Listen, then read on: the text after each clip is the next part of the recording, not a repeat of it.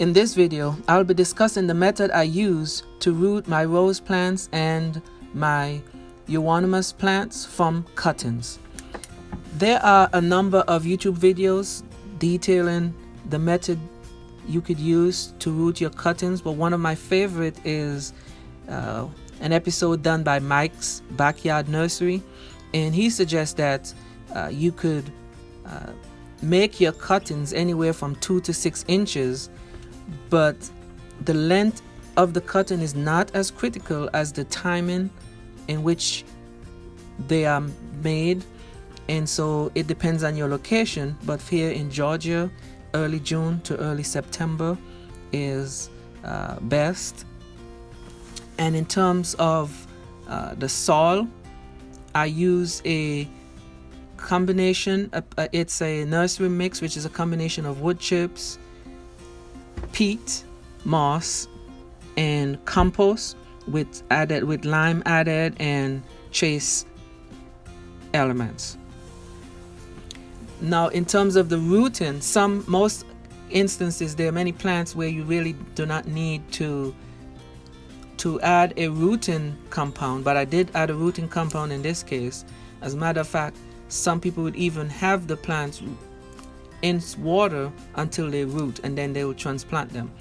But there are many natural rooting compounds out there that you could use around the house, such as diluted apple cider vinegar or cinnamon powder. Willow bark tea is another option, or pure honey diluted in water because you don't want to attract ants. Aloe vera gel is another option. Aspirin is another one that you could experiment with, and then you could combine them. For instance, you could try the cinnamon powder combined with honey, or the aspirin combined with the aloe vera. But these are the aloe vera gel. But these are some ways and means in which you could root your plants. And so here are some of the cuttings since then. These were rooted this year.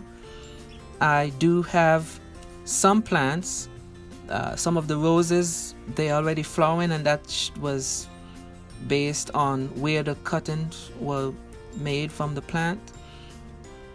And these two are pretty much hardy.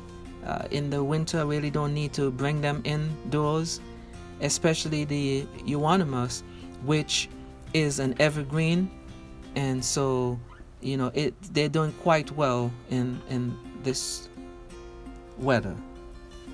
So thank you for watching, and remember to subscribe to Petersville Farm channel. Thank you.